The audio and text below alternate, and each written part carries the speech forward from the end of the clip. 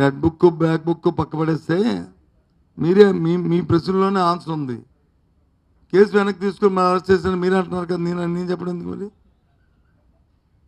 ప్రశ్న ఆన్సర్ మీరే ఇచ్చారు కదమ్మా, మరి దాని మీద నేను కామెంట్ ఎందుకు?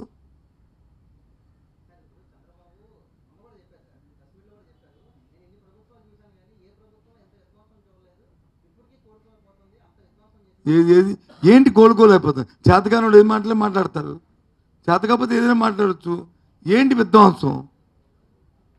మీరు మీరు రాష్ట్రమంతా వదిలేద్దాం, రాష్ట్రమంతా పక్కన పెడదాం.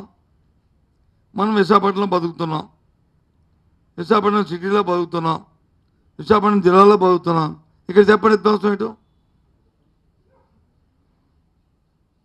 కొన్ని రాష్ట్రంలో చెప్పండి, నేను చెప్తాను. రుషికొండ విధ్వంసమా? అది ప్రభుత్వ కట్టడం. ఇప్పుడే పర్యావరణం ఏంటి? అది అక్కడ ఏముండేది మీకు? అక్కడ ఏముండేది? రుషికొండలో ఒక టూరిజం గెస్ట్ హౌస్ ఉండేది. ఇప్పుడు గెస్ట్ హౌస్ కట్టాం, ఇప్పుడు కట్టాం. అంతేగా, అంతకంటే ఏముంది? అంతకంటే తేడా ఏంటి ఉందంటాను. ఏదమ్మా? ఎవరో ఒకరు ఏది గెలిస్తే తప్పే ఉంది? ప్రభుత్వ భవనం తప్పే ఉంది? ప్రభుత్వ భవనమా లేకపోతే ప్రైవేట్ ఆస్తి? అది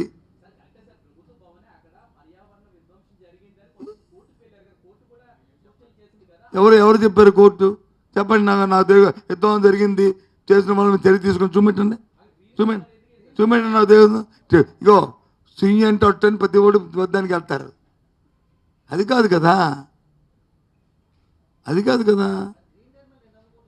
ఏదమ్మా? ఎవరి మీద? నీ మీద, నా మీద? ఎవరి మీద వేశారు? ఎవరు వేశారు చెప్పు? దేనికి వేశారు? దేశం మొత్తం మీద, రాష్ట్రం మొత్తం మీద జరిగిన కార్యం దేనికి వేశారు చెప్పు?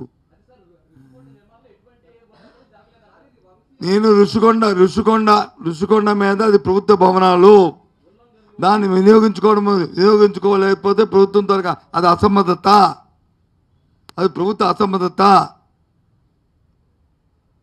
అక్కడ ఏదైనా కట్టడాల్లో ఏవైనా సరే అవినీతి జరిగితే చర్య తీసుకోండి, అభ్యంతరం లేదు. ఇది ఇవాళ నేను చెప్పిన మాట కాదు, అధికారం ఉన్నప్పుడు కూడా చెప్తున్న మాట. గత 2 సంవత్సరాలుగా పదేగా మీరు అడుగుతున్నప్పుడు నేను చెప్తున్న మాట. క్యాబినెట్లో అప్పుడున్న ప్రభుత్వంలో ఒక క్యాబినెట్ మంత్రిగా అదే మాటని కొనసాగిస్తూ ఇప్పుడు కూడా అదే చెప్తున్నా. ఎలా చూస్తా చెప్పు? ఇప్పుడు ఎలాగైపోయిందంటే రాజకీయ పార్టీలాగే మీ తాలూకా ఛానల్స్ కూడా తయారైపోయాయి. రాజకీయ పార్టీకి ఎలాగే తుప్పీలు ఉంటాయో ఒక భాష, అలాగే ఏబిఎన్ కోటి ఉంటుంది, అలాగే ఈనాడు కోటి ఉంటుంది, సాక్షి కోటి ఉంటుంది. ఏంటి మీ తాలూకా అభిప్రాయాలు మీకు ఉంటాయి. ఏదేమైనా సరే ఆ అరెస్ట్ అనేది దాన్ని తీవ్రంగా ఖండించవలసిన అవసరం ఏంటి? ఒక పార్టీ ఆఫీస్ మీద వచ్చి ఆ అమ్మాయి చెప్పింది, ఆ సోదరి చెప్పింది ఆ కేసే లేనప్పుడు ఇంకేడుస్తారని. మరి ఇంకా అయిపోయిందేమంటే ఎవరిని?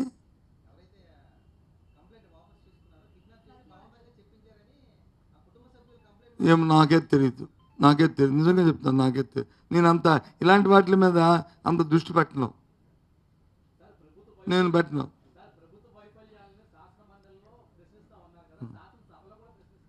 అది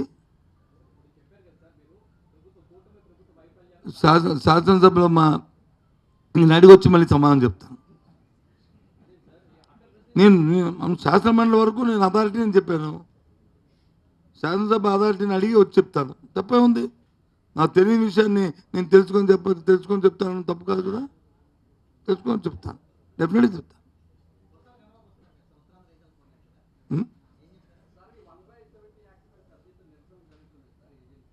మాట్లాడతాను, ఇస్తాను మాట్లాడతాను. రేపు గారు దానికి అథారిటీ, రేపు గారు మాట్లాడతారు. అపాయింట్మెంట్ కాదు, పార్టీ నామినేట్ చేసింది. ఇది డిపార్ట్మెంట్ ఉద్యోగులు ఇటు పార్టీ నామినేట్ ఇక్కడ బాధ్యతలు పర్యవేక్షించమని చెప్పి ఆయన పెట్టి చెప్పింది. ఆయన ఇంతకుముందు ఇక్కడ విశాఖపట్నం ఉమ్మడి జిల్లాలో ఉన్నప్పుడు ఇన్ఛార్జ్ మంత్రి కూడా చేశారు కాబట్టి ఆయన్ని పెట్టింది. ఏంటండి విజయసాయిరెడ్డి గారు ఎందుకు వేపుకొచ్చారు మీకు? ఇప్పుడు నా తిరిగి కొడుతున్నాను. అతని ప్లేస్ మధ్యలో ఇంకోళ్ళు వచ్చారు కదా. కాదండి, అంతకుముందు ఆయన తర్వాత ఇంకోరు వచ్చారు కదా, ఈయన వచ్చారు కదా, ఈయన తర్వాత ఈయన వచ్చారు, అంతే కదా. మరి ఆ పాత్ర అంటే ఏది? పార్టీ పాత్ర.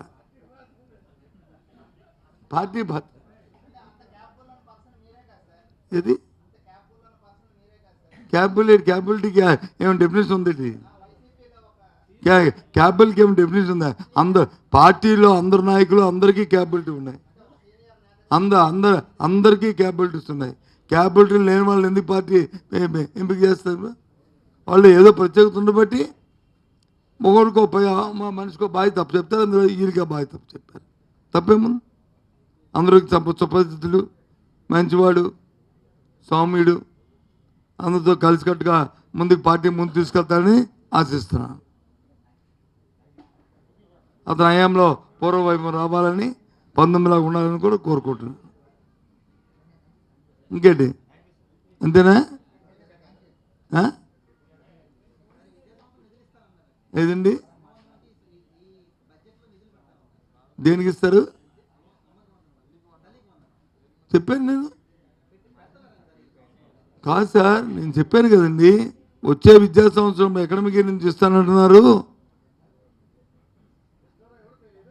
ఇస్తారో తెలియదు, చూద్దాం. అది అంటే ఒక సంవత్సరం ఉడుక్కి అయిపోయింది, ఒక సంవత్సరం పోయింది కదా. మేము ఇచ్చిన దానికి తేడా ఉంది. అప్పుడు మేము ఇచ్చినప్పుడు కొత్తగా ఈ స్కీమ్ని ఇంట్రడ్యూస్ చేశాం. పెన్షన్ ఎందుకు 3000 4000 ఇచ్చారు? కారణం ఏంటి? ఆన్గోయింగ్ ప్రోగ్రామ్ కాబట్టి ఆటోమేటిక్గా 1000 రూపాయలు పెంచి ఇచ్చాం. అంతకుముందు 1000 రూపాయలు అనేది రోజు దాన్ని వచ్చి పెంచుకొచ్చాం 2000. దాని నుంచి అక్కడ నుంచి 250 పెంచుకొచ్చాం. అది మా తన ప్రామిస్. నీకు అర్థమైందా? ఇప్పుడు ఏంటి? ఆన్గోయింగ్ ప్రోగ్రామ్కి మళ్ళీ దాన్ని ఆపడం ఎందుకు? ఇప్పుడు ఇది రైతు భరోసా ఉంది, గవర్నమెంట్ ఆఫ్ ఇండియా ఇచ్చిన 10,000 పోయింది కదా, నష్టపోయింది కదా. ఇప్పుడు రైతుకి ఇవ్వలేదు కదా ఈ సంవత్సరం. పోనీ మనం స్టేట్ గవర్నమెంట్ ఇచ్చింది ఇచ్చారు, పోతే పోయారు, పోనీ అదే ఇవ్వచ్చు కదా. అది నష్టపోయాం కదా. అది నా ప్రశ్న. అదే ఆన్గోయింగ్ ప్రోగ్రామ్ కదా. పోనీ ఏదో అమ్మమ్మ 14 లక్షలు 10 లక్షలు లేదని తెలిపింది కదా. 6,70,000 కోట్లని నాకు తెలిపింది కదా. అది కాదనుకుంటే 1,50,000 కోట్లు 1,10,000 కోట్లు అప్పు చేశారు కదా. ఈనాడు అది వాస్తవం కదా, అందులో ఏమి తేలలేదు కదా, మరి అది ఇవ్వచ్చు కదా.